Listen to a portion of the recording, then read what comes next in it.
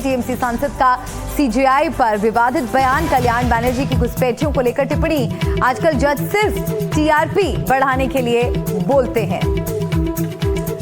तो घुसपैठियों पर बोल रहे थे कल्याण बनर्जी और इसी मुद्दे पर सीजेआई की तरफ से भी बयान दिया गया था और ये कहा गया था कि क्या घुसपैठियों के लिए रेड कार्पेट बिछाया जाए।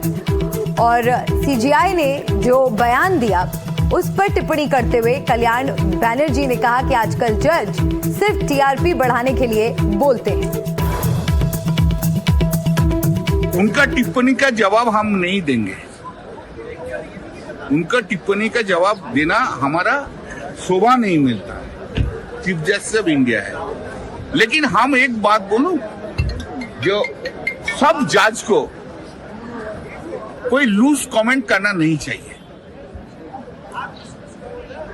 पहले जो था हमारा इंडियन जुडिशियरी में, जज लोग कम बात करते थे और जजमेंट के जो बोलना है वो बोलते थे।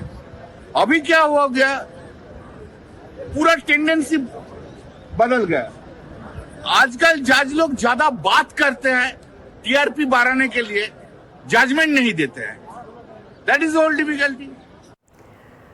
तो भारत में रोहिंग्या घुसपैठियों पर चीफ जस्टिस ऑफ इंडिया की बड़ी टिप्पणी। क्या रोहिंग्या घुसपैठियों के लिए रेड कार्पेट बिछाएं? हमारे देश के बॉर्डर सेंसिटिव हैं। ये लोग टनल के जरिए घुसपैठ करते हैं। घुसपैठ के बाद खाना, शेल्टर और बच्चों के लिए शिक्षा मांगते हैं। क्या हमारे बच्चे इन सुविधाओं के हकदार नहीं है? क्या अवैध घुसपैठियों के लिए हमारी कोई प्रतिबद्धता बनती है?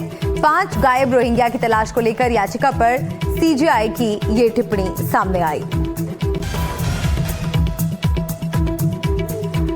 आशीष भार्गव मेरे सहयोगी जुड़ गए हैं इस बड़ी खबर पर हमारे साथ। आशीष, सीजेआई ने जो टिप्पणी की उस पर सियासत भी हो रही है। हमने कल्याण बनर्जी का स्टेटमेंट भी सुना, लेकिन दर्शकों की जानकारी के लिए आप बताएं ये क्या था पूरा मामला, इस याचिका की महत्वपूर्ण बातें क्या थी जिस पर सीजेआई की तरफ से ये टिप्पणी आई? जी देखिए, यहाँ पर एक याचिका थी कि 5 जो है रोहिंग्या जो हैं वो पुलिस की कस्टडी से गायब हो गए हैं। ये याचिका थी और मांग की गई थी हैबियस कॉर्पस के जरिए कि उनको सुप्रीम कोर्ट आदेश जारी करे कि पुलिस जो है कोर्ट में, अदालत में उनको पेश करे 5 रोहिंग्यास को। तो यहाँ पर जब ये याचिका सुनवाई पर आई तो चीफ जस्टिस सूर्यकांत और जस्टिस जयमाल्या बागची की बेंच थी और जस्टिस सूर्यकांत ने सीधे सवाल उठाए कि हम इस याचिका पर क्यों सुनवाई करें। उन्होंने कहा कि ये जो माइग्रेंट्स होते हैं, इलीगल माइग्रेंट्स, अवैध, ये लोग पहले हमारे जो देश की खासतौर पर उत्तर भारत की सीमाएं जो हैं वो बड़ी संवेदनशील हैं। पहले टनल के जरिए या किसी भी तरीके से देश में घुसाते हैं अवैध रूप से। इसके बाद यहाँ आकर वो कहते हैं कि हमें राइट टू शेल्टर है, हमें राइट टू फूड है, हमें हमारे बच्चे को राइट टू एजुकेशन मिलना चाहिए, पढ़ाई होनी चाहिए। तो यहाँ पर वो कह रहे थे कि जब एक आदमी अवैध रूप से देश में घुसता है तो उसको फिर जो देश के नागरिक हैं उनके मुताबिक उनके लिए जो सुविधाएं हैं वो इन अवैध घुसपैठियों को क्यों दी जाए। उन्होंने याचिका करते हुए वकीलों को यह भी कहा कि पूरे देश को, सभी को पता होना चाहिए कि देश के भीतर क्या चल रहा है। जो हमारे देश के नागरिक हैं उनके अधिकार, उनका जो अधिकार है वो क्यों छीना जाए, इनको क्यों दिया जाए। ये भी उन्होंने कहा कि आप चाहते हैं कि रेड कारपेट इन लोगों के लिए बिछा दिया जाए। उन्होंने केंद्र सरकार पर से भी पूछा कि क्या ऐसा कोई नोटिफिकेशन है जो रोहिंग्याज को शरणार्थी घोषित करता हो। तो ये बड़ी टिप्पणियां यहाँ पर की है। सुनवाई से इनकार नहीं किया है। 16 दिसंबर को रोहिंग्या को लेकर जो बाकी याचिकाएं हैं अलग अलग, उन सब पे एक साथ सुनवाई होनी है। उसी के साथ सुप्रीम कोर्ट ने कहा कि वो सुनवाई करेंगे। शुक्रिया आशीष आपका इस पूरी जानकारी के लिए। तो चलिए आगे बढ़ते हैं, अगली खबर का हम रुख करेंगे। संसद में गतिरोध खत्म होने के आसार, सूत्र बड़ी जानकारी दे रहे हैं। चुनाव सुधारों के नाम पर चर्चा संभव, रिजिजू के साथ विपक्षी नेताओं की बैठक खत्म हो गई है। बीएससी की बैठक में तय हो सकता है चर्चा का समय। तो चुनाव सुधारों के नाम पर चर्चा संभव, सूत्र ये बड़ी जानकारी दे रहे हैं। रिजिजू के साथ विपक्षी नेताओं की जो बैठक है वो खत्म हो गई है। बीएससी की बैठक में तय हो सकता है चर्चा का समय। तो संसद में गतिरोध खत्म होने के आसार बनते हुए दिख रहे हैं। चुनाव सुधारों के नाम पर चर्चा संभव है। रिजिजू के साथ विपक्षी नेताओं की जो ये बैठक हो रही थी वो खत्म हो चुकी है। बीएससी की बैठक में चर्चा का समय तय हो सकता है। SIR is going fast and nearly 12-13 people have died and BYL 28 people have died. Sir, this is a urgent matter. Okay, to you save democracy. You put your words. I will ask the government to I respond. want discussion should take place now only, and in the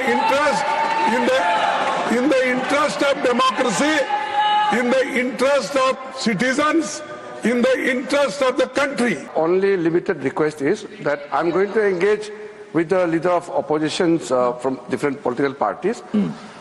It may be formally, informally, but ultimately it will come to you, sir, formally once we start the process of some consultation.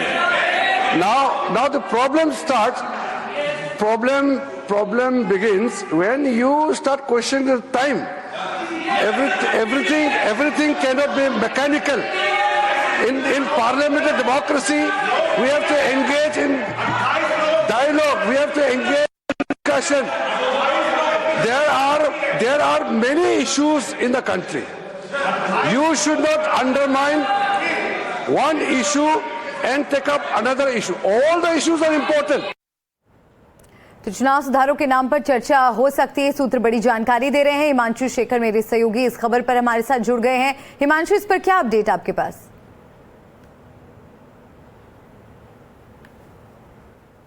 का रास्ता निकालने की जो कोशिश कर रही थी सरकार, उसमें फिलहाल एक अच्छी खबर है। ये संकेत मिल रहा है हमें, एक विपक्ष के महत्वपूर्ण नेता ने हमें बताया है कि सरकार इस बात पर तैयार है कि वो चर्चा करेगी सदन में, दोनों सदनों में, लेकिन इसकी वर्डिंग क्या होगी, सब्जेक्ट क्या होगा, थीम क्या होगा, इस पर एक विवाद था सरकार और विपक्ष के बीच। कुछ विपक्षी सांसद जो हैं वो इस बात पर अड़े थे कि एसआईआर के मुद्दे पर वो चर्चा चाहते हैं, लेकिन सरकार की तरफ से ये दलील दी गई है कि जो एसआईआर की जो प्रक्रिया करीब 12 राज्यों में चल रही है वो एक संवैधानिक संस्थान चुनाव आयोग के देखरेख में चल रही है, और क्योंकि चुनाव आयोग का कोई प्रतिनिधि संसद में नहीं होता है और अगर एसआईआर पर सवाल उठता है तो उसका जवाब कौन देगा, और इसलिए सरकार अपनी तरफ से एक प्रस्ताव रखती रही है पिछले 2 दिनों से विपक्ष के सामने कि बेहतर होगा कि इलेक्टोरल रिफॉर्म्स जैसे विषय को चुना जाए और उस पर चर्चा की जाए, क्योंकि ये मामला सीधे तौर पर संसदीय कार्य मंत्रालय के अधीन आता है और खुद किरण रिजिजू हैं, वो सांसद हैं, अब वो सरकार की तरफ से इन सवालों का जवाब भी संसद में दे सकेंगे। तो ये संकेत है कि इस बारे में बहुत जल्दी एक बयान जो है किरण रिजिजू की तरफ से संसद में दिया जा सकता है। और सबसे महत्वपूर्ण बात, 3 बजे जो लोकसभा की बिजनेस एडवाइजरी कमेटी है उसकी एक महत्वपूर्ण बैठक बुलाई गई है और इस बैठक में तय होगा कि अगर इस पर चर्चा होनी है तो उसकी थीम क्या होगी और कितना समय एलोकेट किया जाएगा। जी हिमांशु, मैं लौट रही हूँ आपके पास, आप बने रहिए। एक बड़ी खबर मिल रही है दर्शकों को, वो बड़ी खबर हम बता दें। स्पीकर ओम बिरला ने सभी दलों के फ्लोर लीडर्स को 3 बजे बुलाया है। सदन की कार्रवाई ठीक से चले, इस पर आम राय बनाने की कोशिश की जा रही है। जिस तरह से हंगामे में बिल पारित कराने की नौबत आ रही है उसका रास्ता निकाला जाए। प्रश्नकाल भी चलना चाहिए क्योंकि जनता से जुड़े महत्वपूर्ण मुद्दों पर बात होती है। इसके बाद 3:30 बजे बिजनेस एडवाइजरी कमेटी की बैठक होगी।